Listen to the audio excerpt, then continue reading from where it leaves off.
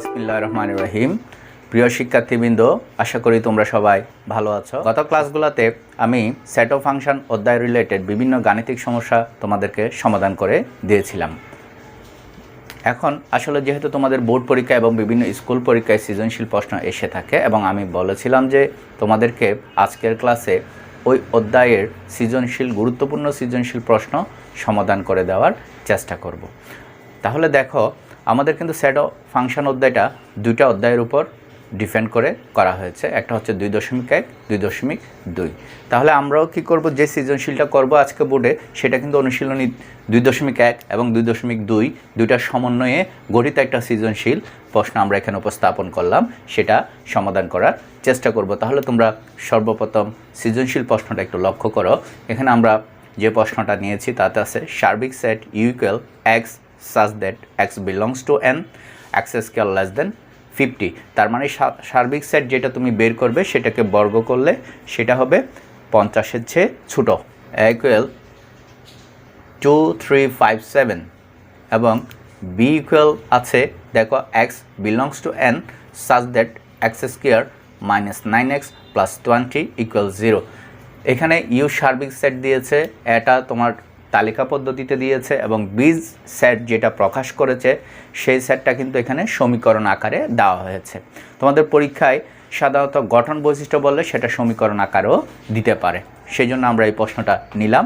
এবং শেষের যে পার্টটা আছে লক্ষ্য করো, উদ্দীপকের c equal to y minus thrice x, এটা কিন্তু আবার দিয়েছে 2.2 অধ্যায় থেকে, তার মানে ফাংশন থেকে। আমাদের এই সৃজনশীল প্রশ্নের উদ্দীপক কিন্তু দুইটা অধ্যায়ের সমন্বয়ে গঠন করা হয়েছে সেট অফ ফাংশন থেকে। তাহলে তারই লক্ষ্যে দেখো, প্রথম প্রশ্ন যেটা তোমাকে দিয়েছে সেটা বলেছে ইউ ও ভিকে তালিকা পদ্ধতিতে প্রকাশ করো। তাহলে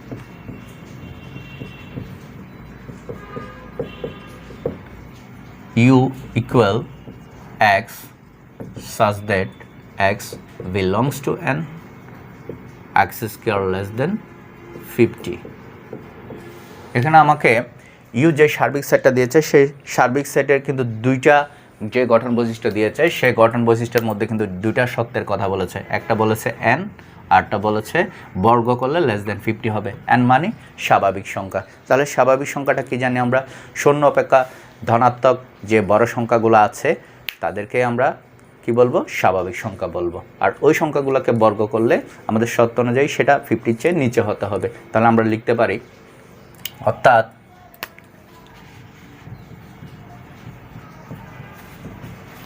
যে সকল স্বাভাবিক সংখ্যার বর্গ 50 অপেক্ষা ছোট, তাহলে আমাকে প্রথমে সেই সংখ্যাগুলো লিখতে হবে। তাহলে ছোট, তাহলে সেই সব সংখ্যা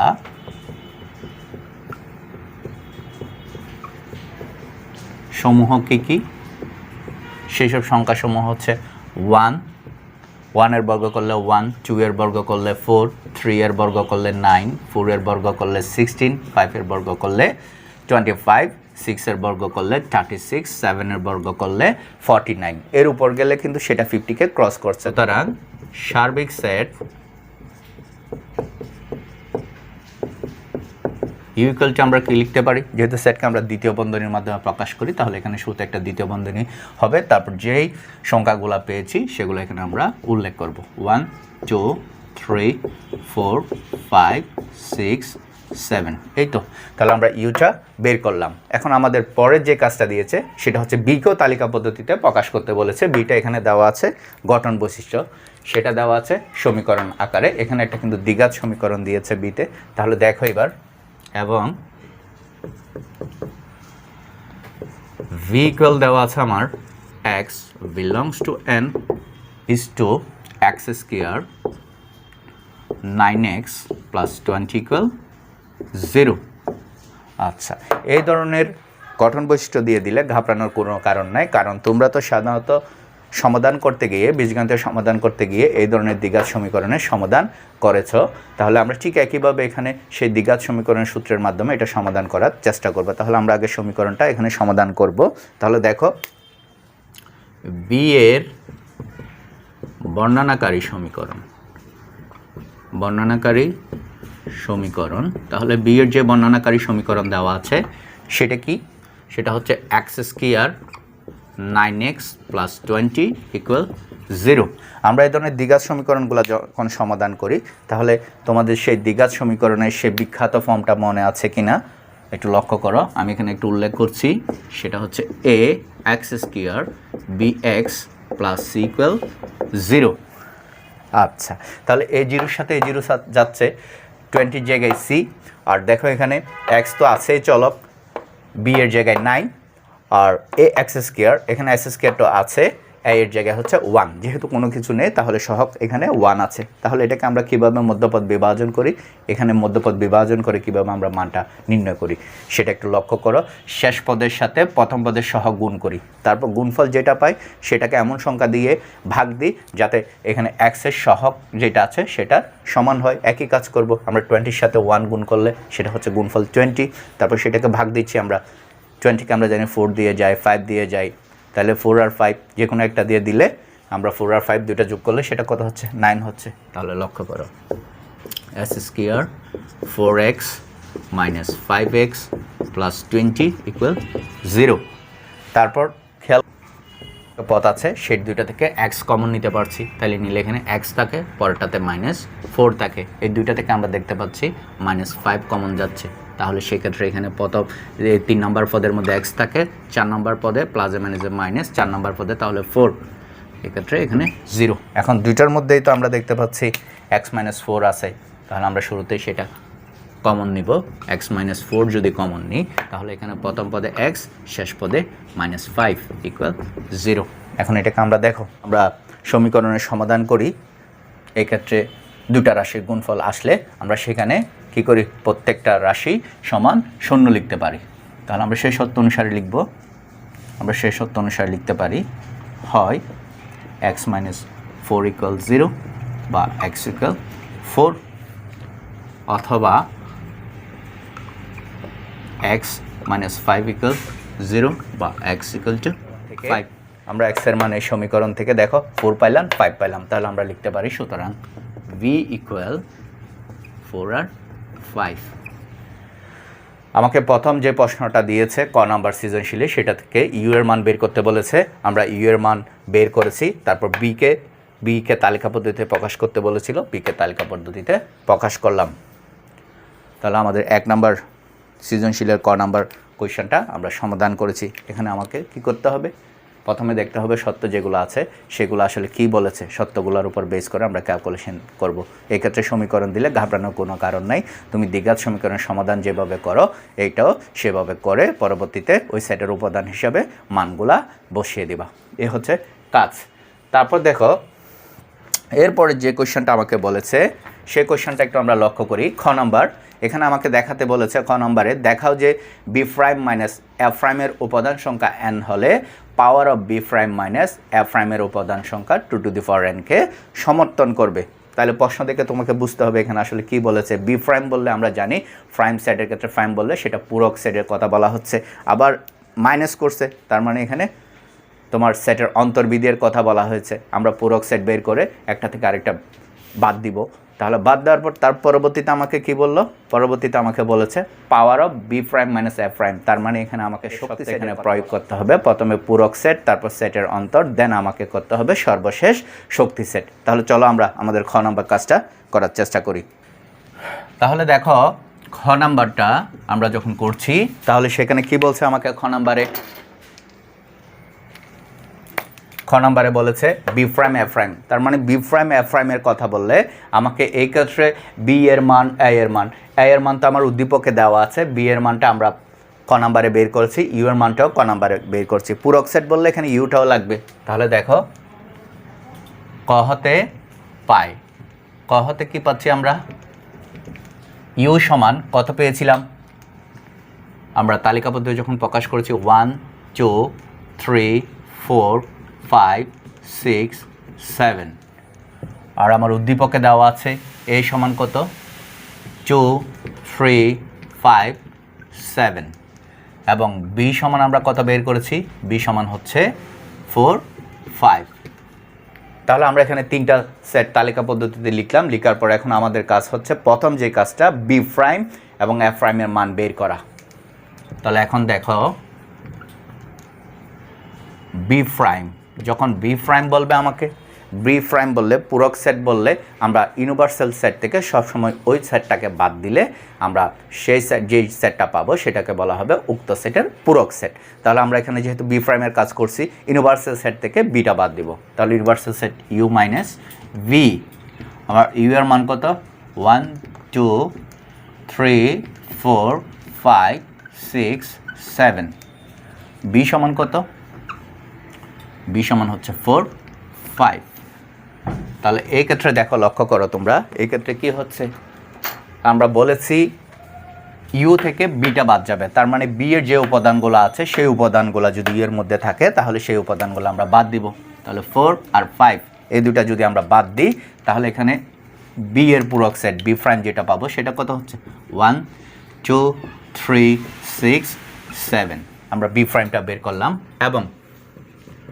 a প্রাইম তাহলে a প্রাইম কত হবে একইভাবে u মাইনাস a এর মানটা বসাই 1 2 3 4 5 6 7 মাইনাস a সমান কত আমার a সমান আমার হচ্ছে 2 3 5 7 যেটা আমার উদ্দীপকে দেওয়া ছিল তাহলে একইভাবে আমরা এখন কি করব u থেকে a এর মানগুলো বাদ দিব তাহলে এখানে 2 আছে 2 বাদ 3 বাদ 5 বাদ 7 বাদ তাহলে এক্ষেত্রে বাকি কি থাকে আমরা দেখতে পাচ্ছি বাকি থাকে 1 4 6 তাহলে দেখো আমরা এখানে f প্রাইমের মান বের করেছি b প্রাইমের মান বের করেছি আমাকে খ নাম্বারে বলেছিল b prime minus f prime তার মানে আমরা এখন সেটের অন্তরটা করব যেহেতু b প্রাইম আর f প্রাইমের মান বের করেছি তাহলে সুতরাং আমরা লিখতে পারি b prime minus f prime তাহলে আমরা b প্রাইমের মান কত পেয়েছিলাম আমরা b প্রাইমের মান পেয়েছি 1 2 3 6 7 মাইনাস a প্রাইমের মান কত পেয়েছি 1 4 6 একই কাজ আমরা u থেকে যেভাবে বাদ দিয়েছিলাম এখানে b প্রাইম থেকে f প্রাইমটা বাদ দিব তাহলে আমরা দেখতে পাচ্ছি f প্রাইমে 1 আছে 1 বাদ যাবে এখানে 6 আছে 6 বাদ যাবে আর 4 নাই যেহেতু 4 নাই তাহলে সেটা বাদ যাবে না যেটা থাকে শুধু সেটাই বাদ যাবে তাহলে এই ক্ষেত্রে আমি মান কত পাচ্ছি প্রাইম সমান তাহলে আমরা মান কত পাচ্ছি 2 3 7 আমরা এখানে তিনটা উপাদান পাচ্ছি তাহলে সেটের অন্তরে কয়টা উপাদান পাইলাম তিনটা 2 3 7 এখন আমাকে বলেছে কি বললো বি প্রাইম এফ প্রাইমের উপাদান সংখ্যা n তাহলে আমরা দেখতে পাচ্ছি n সমান যে কোনো উপাদান সংখ্যা n সমান 1 হতে পারে 2 হতে পারে 3 হতে পারে 4 হতে পারে 5 হতে পারে যে কোনো স্বাভাবিক সংখ্যার সমান হতে পারে তাহলে এখানে আমরা উপাদান তিনটা পেয়েছি সুতরাং আমরা লিখতে পারি সুতরাং বি প্রাইম মাইনাস এফ প্রাইমের উপাদান সংখ্যা n ইকুয়াল 3 এখন n ইকুয়াল 3 তো প্রমাণ করলাম যদি হয় বলছে সেটাকে শক্তি সেটে প্রকাশ করো তাহলে এখন আমাদের সেকেন্ড পার্টটা করতে হবে শক্তি সেট আচ্ছা তোমরা অষ্টম শ্রেণীতে উপসেট পড়েছিলা একটা সেটের যতগুলো উপাদান আছে আমরা জানি সবগুলা উপাদান নিয়েই কিন্তু এক একটা উপসেট গঠন করা যায় তাহলে উপসেট আর শক্তি সেটের মধ্যে পার্থক্য হচ্ছে ওখানে আমরা একটা সেটকে বিভিন্ন উপাদান দিয়ে উপসেট গঠন করেছিলাম আর এখানে যখন শক্তি সেট বলবে তখন সবগুলো উপসেটকে যখন আমরা একটা সেট আকারে প্রকাশ করব তখন সেটাকে আমরা এক্ষেত্রে পাওয়ার অফ সেট বা শক্তি সেট বলবো তাহলে যেহেতু এখানে আমাকে পাওয়ার অফ সেট বলেছে তাহলে লক্ষ্য করো সুতরাং power of B prime minus A prime তার মানে এখানে আমি বি প্রাইম এফ প্রাইম সেটের যে উপাদান পেয়েছি সেগুলো শক্তি সেটে কাজ করব তাহলে আমরা শুরুতেই সেট বললে শুরুতে সেকেন্ড ব্র্যাকেট দিচ্ছি এবং শক্তি সেট বললে উপসেট বললে এখানে অবশ্যই একটা ফাঁকা সেট হবে তাহলে আমরা শুরুতে ফাঁকা সেটটা বসাচ্ছি ফাঁকা সেটটা আমরা চাইলে এক্ষেত্রে দুটা সেকেন্ড বন্ধনীর মাধ্যমেও প্রকাশ করতে পারি ভিতরে কিছুই থাকবে না আবার শুধুমাত্র অরি চিহ্ন দিয়েও প্রকাশ করতে পারি তাহলে দেখো আমি এখানে অরিটা দিচ্ছি অরি তারপর আমরা একটা করে প্রকাশ করব 2 3 তারপর কত 7, তারপর আসতেছে 2 এর সাথে 3, 2 এর সাথে 3, দেন 2 এর সাথে 7, 2 এর সাথে 7, এরপর দেখো 2 এর কাজ শেষ, তারপর থাকে 3, 7। তাহলে আমরা দুইটার কাজও শেষ করলাম। পরবর্তীতে এখানে কয়টা উপাদান আছে? 3টা উপাদান। ওই 3টা উপাদানটা নিয়েও কিন্তু একটা উপসেট গঠন হবে, কারণ প্রত্যেকটা সেটেই ওই সেটের উপসেট। তাহলে দেখো আমরা এখানে 2, 3, 7 নিলাম। এখন আমরা এখানে সেকেন্ড ব্র্যাকেট ওপেন করেছি, তাহলে সেই সেকেন্ড ব্র্যাকেটটা আমাকে এখানে ক্লোজ করতে হবে। তাহলে এখন আমরা এখানে দেখতে পাচ্ছি power of B prime minus F prime নির্ণয় করা হয়েছে। এখন আমাকে তো বলেছে power of B prime minus F প্রাইমের উপাদান সংখ্যা 2n-কে সমর্থন করে কিনা দেখানোর জন্য। তাহলে দেখো এখানে আমরা কয়টা উপাদান পাচ্ছি। তাহলে সুতরাং power of B prime minus F প্রাইমের উপাদান কয়টা? উপাদান সংখ্যা কয়টা পাচ্ছি আমরা? 1, 2, 3, 4, 5, 6, 7, 8, 8টাকে আমি সূচক আকারে চুকিয়ে লিখতে পারি।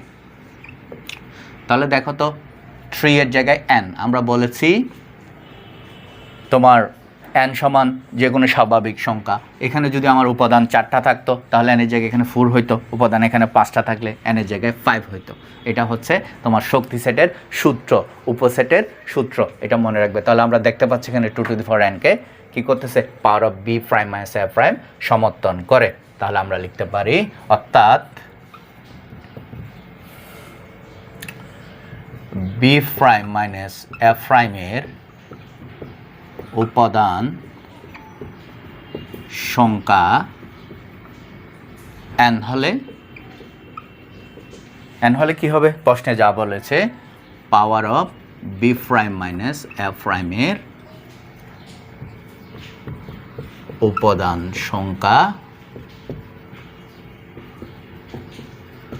কি করবে? 2n-কে আমরা দেখতে পাচ্ছি আমরা যে উপাদানগুলো বের করছি সেটা 2n-কে কি করেছে? সমর্থন করে। আমরা এটা দেখাইলাম। আমাকে কি বলেছে প্রশ্নে? দেখাও। তাহলে আমরা এখানে লিখব দেখানো হলো।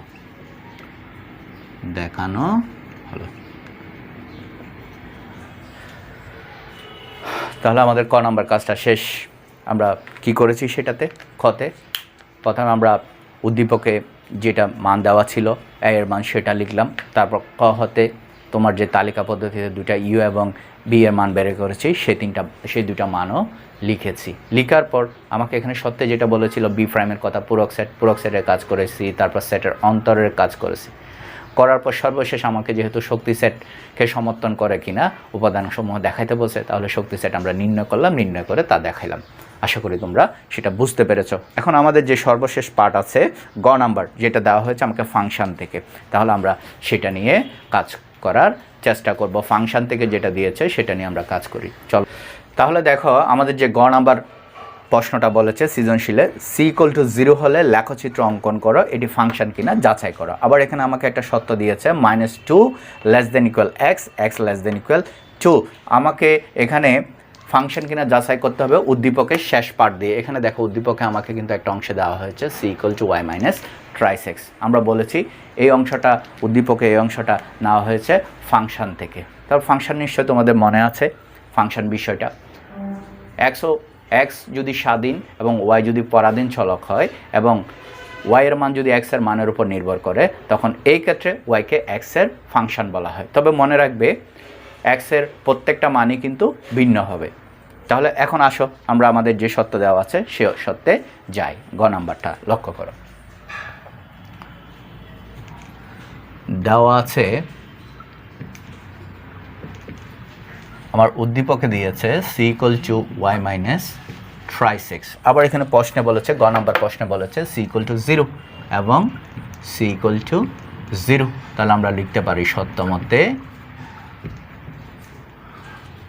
y - 3x = 0 বা y = 3x। তাহলে আমরা এখানে একটা সমীকরণ পেয়েছি দেওয়া না দিত, সত্য যদি এখানে দেওয়া না থাকতো, তাহলে আমরা যে কোনো স্বাভাবিক সংখ্যা নিয়ে সেটা করতে পারতাম। যেহেতু এখানে আমাকে সত্যের কথা বলেছে, আমরা অবশ্যই x এর মানগুলা এই সত্যের উপরেই নির্ভর করে নিব এবং এই সত্যের আওতাভুক্ত হবে, এই সত্যের অন্তর্ভুক্ত হবে। তাহলে দেখো এখন -2 less than equal x, x less than equal 2, ডোমেইনের x বললে ডোমেইনের x এর মানের জন্য, ডোমেইনের x এর মানের জন্য y এর কি করি, মান নির্ণয় করি এবং তালিকা পদ্ধতিতে প্রকাশ করি।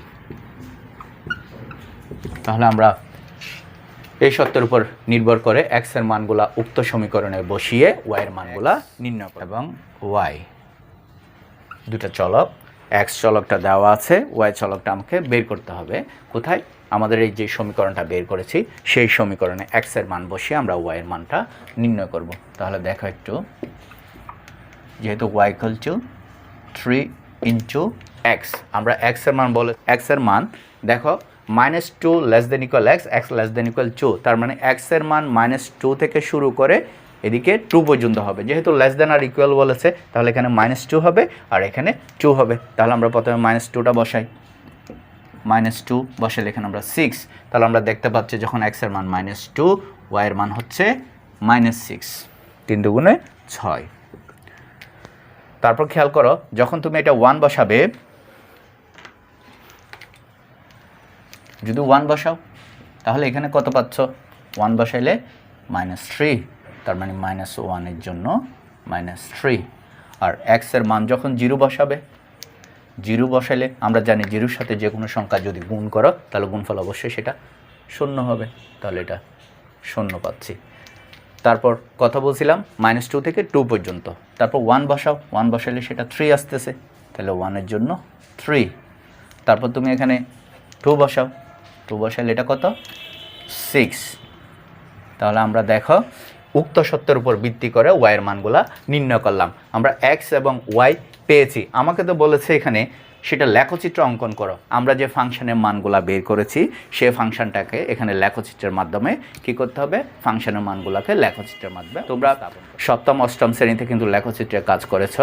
সেখানে তোমরা সমীকরণের সমাধান করতে গিয়ে সমীকরণের যে মানগুলা বের করেছিল সেগুলো লেখচিত্রের মাধ্যমে উপস্থাপন করেছো। এখন লেখচিত্রের মাধ্যমে যদি তোমার কোনো একটা মান উপস্থাপন করতে বলে, তাহলে সেক্ষেত্রে কিন্তু আমরা কার্তেশীয় স্থানাঙ্কের সেই বিখ্যাত চিত্রের সহায়তা নিই, যা সর্বপ্রথম উপস্থাপন করেছিল তোমার ফরাসি গণিতবিদ রাইন ডেসকার্ট। উনি আধুনিক জ্যামিতির ধারণা দেয়, যেটা উনি করেছিল ওই ক্ষেত্রে উনি তোমার জ্যামিতিকে বীজগণিত উপায়ে সহজভাবে আমাদের সামনে উপস্থাপন করেছিল। স্থানাঙ্ক জ্যামিতি বললে সাধারণত আসলে স্থানের সাপেক্ষে একটা বিন্দুর অবস্থান বলা হয়। আমরা এখানে যে মানগুলা বের করেছি, x এবং y দুটা চলকের মান বের করছি, সেই চলকের মানগুলা আমরা সাধারণত ওই স্থানাঙ্কর চিত্রের মাধ্যমে প্রকাশ করার চেষ্টা করব, যেটা আমরা গ্রাফ কাগজে করি। দুটা পরস্পর ছেদি লম্ব রেখা নিচ্ছি,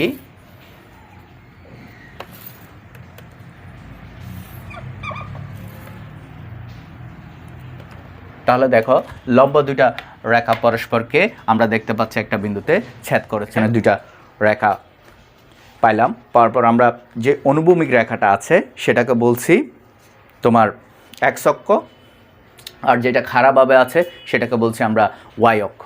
যেটা খাড়া সেটা y, আর যেটা ভূমির সমান্তরাল সেটা হচ্ছে x। এখানে আমরা দেখতে পাচ্ছি দুইটা সরলরেখা যখন পরস্পরকে ছেদ করছে, এখানে আমরা 4টা ঘর দেখতে পাচ্ছি, 4টা এখানে ভাগে ভাগ হয়েছে।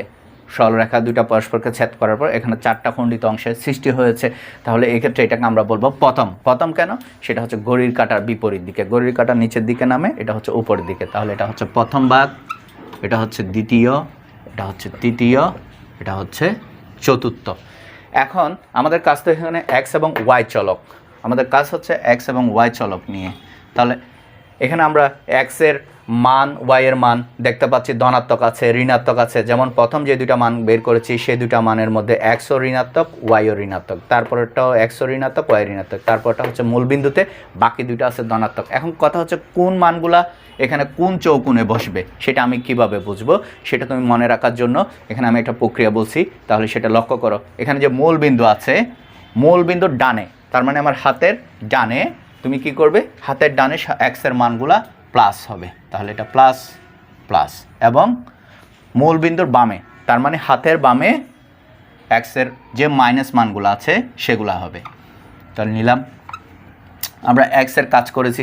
তারপর ওয়াইটা আসো, তোমার আনুভূমিক রেখার উপরে যে অংশ দুটো আছে সেই অংশের মধ্যে উপরের অংশে, তার মানে উপরের অংশে আনুভূমিক রেখার উপরের অংশে ওয়াই এর মানগুলা, যে মান ওয়াই এর প্লাস মানগুলা বসবে।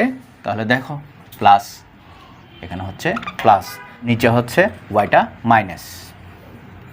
তাহলে দেখো এখানে যদি এক্স ওয়াই দুইটা ধনাত্মক হয় তাহলে সেই মানগুলা প্রথম চৌকোণে, এক্স ঋণাত্মক ওয়াই ধনাত্মক হলে দ্বিতীয় চৌকোণে বসবে, এবং এক্স ঋণাত্মক ওয়াই ঋণাত্মক দুটা মানেই যদি ঋণাত্মক হয় তাহলে তৃতীয় চৌকোণে, এক্স ধনাত্মক ওয়াই ঋণাত্মক হলে চতুর্থ চৌকোণে বসবে। এই চিত্রটা কিন্তু অত্যন্ত গুরুত্বপূর্ণ, এটা তোমাদের বিভিন্ন জায়গায়, বিশেষ করে সায়েন্সে যারা আছে তাদের হায়ার ম্যাথে লাগবে, ইন্টারমিডিয়েটে লাগবে, জেনারেল ম্যাথের ক্ষেত্রেও কিন্তু এটা করা হয়েছে। পুরোকোণে যে কাজটা করেছিলাম সেটা চাইলে আমরা এই চিত্রের মাধ্যমে ব্যাখ্যা করতে পারতাম, সেটা না করে আমি পুরোকোণ দিয়ে বুঝিয়েছিলাম।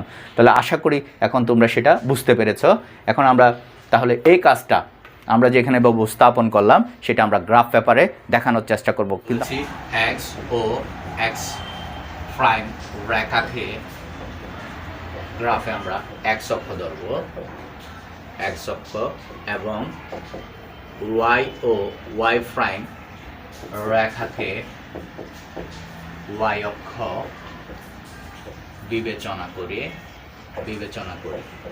তাহলে সেটা তো করলাম, তারপর এখন গ্রাফের এক গজ সমান এখানে মান কত ধরবো, তাহলে আমাকে সেটাও কিন্তু বুঝতে হবে, জানতে হবে, না হয় মানগুলো আমরা ভালোভাবে ওখানে তোমার বসাতে পারবো না, স্থাপন করতে পারবো না। তাহলে আমার গ্রাফটা বোঝার জন্য এখানে আমার যে চলকের মানগুলো সমান গ্রাফের কয় গড় ধরবো সেটা হচ্ছে এখানে সবচেয়ে গুরুত্বপূর্ণ বিষয়, সেগুলোর উপর নির্ভর করে কিন্তু আমরা মানগুলো স্থাপন করব। তাহলে আমরা দেখো দুটো অক্ষের জন্য, উভয় অক্ষের জন্য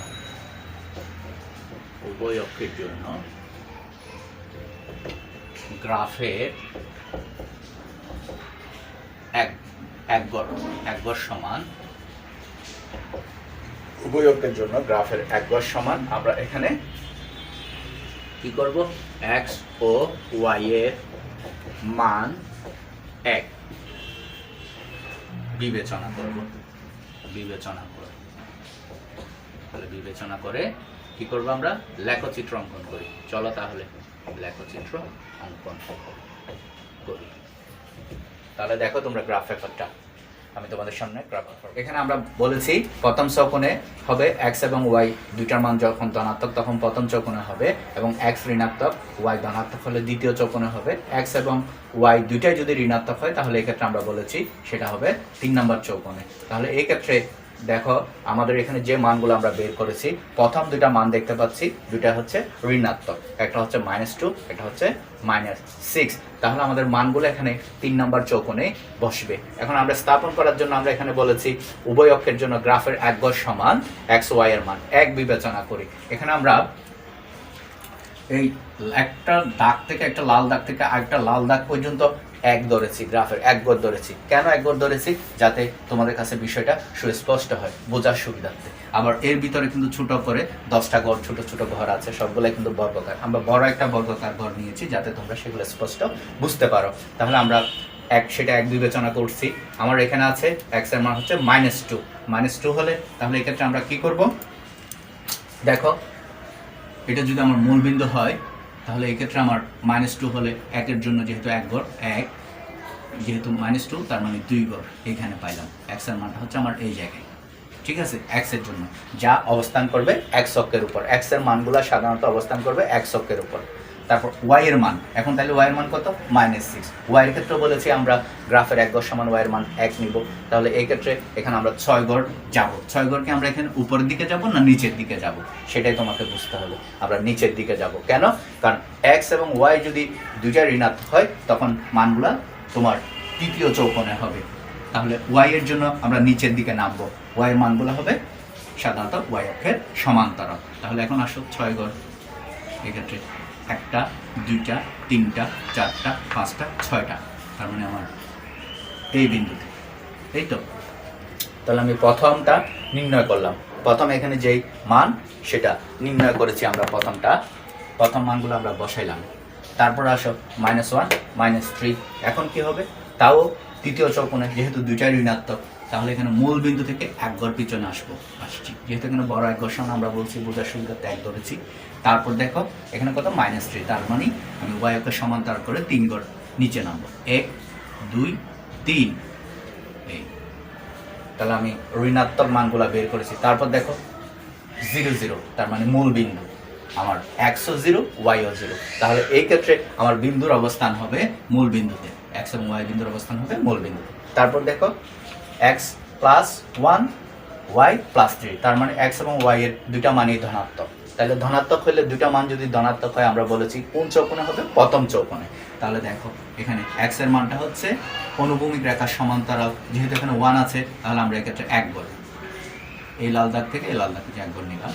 তারপর এক্স এর মান যখন 1, সমীকরণে বসে ওয়াই এর মান 3 বের করছি, তার মানে ওয়াই রেখার সমান্তরাল করে উপর দিকে 3 গড় উঠবো, 1 গড় 2 গড় 3 গড় উঠলাম। তারপর দেখো পরবর্তী যে দুইটা মান দেওয়া আছে দুইটা মানও ধনাত্মক, তাহলে যেহেতু দুইটা মানও ধনাত্মক সেক্ষেত্রে এই দুইটা মানও কিন্তু প্রথম চৌকোণে হবে। তাহলে 2 গড়, এখানে 0 থেকে 1 2, এখানে 2 গড় এক্স অক্ষের উপর এক্স এর মানগুলো। তারপর 6 হলে ওয়াই অক্ষের সমান্তরাল উপরের দিকে যাবে, 1 2 3 4 5 6। তাহলে আমাদের যে বিন্দুগুলো আমরা বের করেছি, যে মানগুলো বের করেছি সেই মানগুলো কিন্তু আমরা এখন গ্রাফ পেপারে বিন্দুগুলা আমরা স্থাপন করলাম। তাহলে বিন্দু এখানে আমরা কত পেয়েছি? এখানে আমরা পেয়েছি এক্স এর মান পেয়েছি -2 আর ওয়াই এর মান পেয়েছি -6। তারপর পেয়েছি এক্স এর মান -1, ওয়াই এর মান হচ্ছে -3। আচ্ছা, তারপর 3 নম্বর যে মানটা ছিল সেটা হচ্ছে 0 0, যেটা আমরা মূল বিন্দুতে পেয়েছি। তাহলে সেটা আমরা লিখতে পারি 0 0। তারপর পরবর্তী মান যেটা পেলাম এটা হচ্ছে এক্স এর জন্য 1, ওয়াই এর জন্য 3। তারপর দেখো এক্স এর জন্য 2, ওয়াই এর জন্য 6। তাহলে আমরা বিন্দুগুলা গ্রাফ পেপারে স্থাপন করলাম। স্থাপন করার পর আমাদের যে কাজ হচ্ছে বিন্দুগুলো আমাদেরকে সংযুক্ত করতে হবে। আমরা বিন্দুগুলো মুক্ত হস্ত সংযুক্ত করতে পারি, আমরা তোমার স্কেলের সাহায্য সেগুলো সাধারণত সংযুক্ত করতে পারি। তাহলে দেখো এই ক্ষেত্রে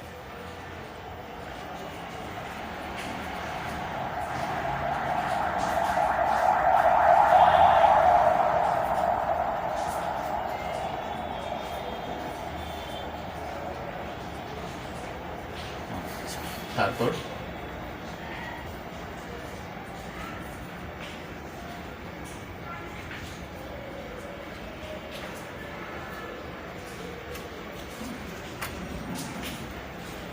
আমরা কি করলাম? বিন্দুগুলা গ্রাফ পেপারে স্থাপন করলাম। স্থাপন করার পর আমরা দেখতে পাচ্ছি এখানে একটা সরলরেখার সৃষ্টি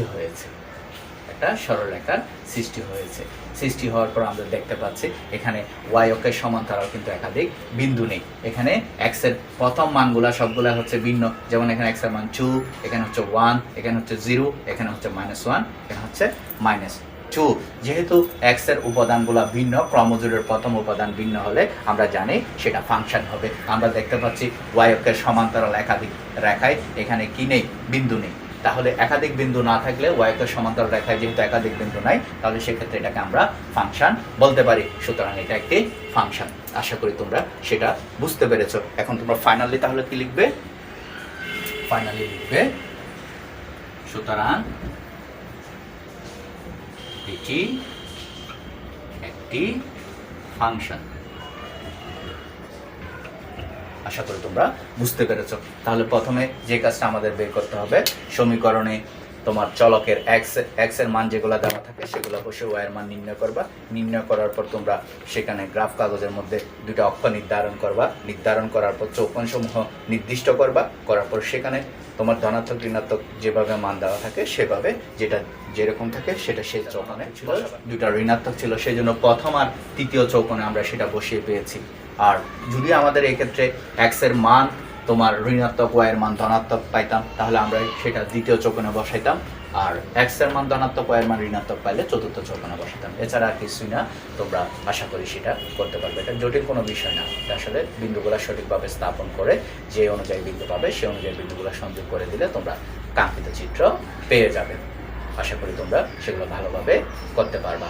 এখন আমি তোমাদের জন্য ওই অধ্যায় রিলেটেড বাড়ির কাজ দিচ্ছি একটা, সেই বাড়ির কাজটাও ভালোভাবে প্র্যাকটিস করবে। তাহলে এই অঙ্কগুলো যদি, এই সৃজনশীল অঙ্কগুলো যদি তোমরা সঠিকভাবে প্র্যাকটিস করো, আশা করি ইনশাল্লাহ পরীক্ষায় যেরকমই প্রশ্ন আসো তোমরা করতে পারবা। কারণ আমরা এই দুটা সৃজনশীল ছাড়াও কিন্তু এই অধ্যায় থেকে, সেট থেকে, ফাংশন থেকে বিভিন্ন গুরুত্বপূর্ণ গাণিতিক সমস্যা সমাধান করেছি। তাহলে তোমরা বাড়ির কাজ নাও, আমি বাড়ির কাজ স্থাপন করছি। তাহলে দেখো বাড়ির কাজটা,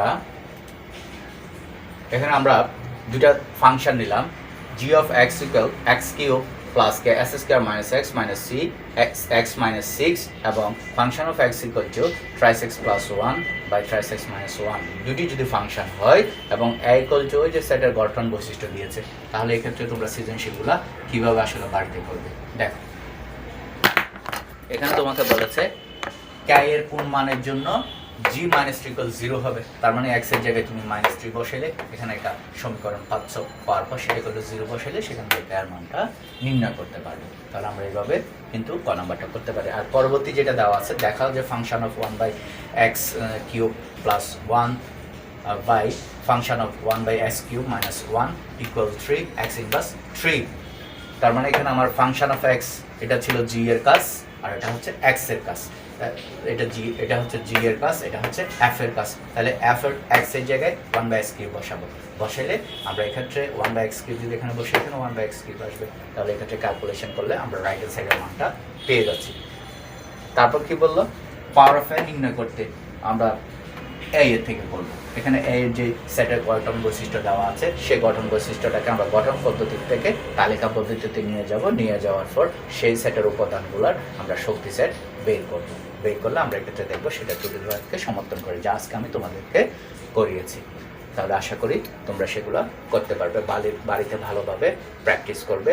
সবাই ভালো থাকবে, সুস্থ থাকবে। পরবর্তী ক্লাস পরিসংখ্যান আছে, সেটা থেকে করানোর চেষ্টা করব। ততদিন পর্যন্ত তোমরা বাড়িতে সবাই ভালোভাবে পড়ালেখা করবে, সুস্থ থাকবে। আল্লাহ হাফেজ।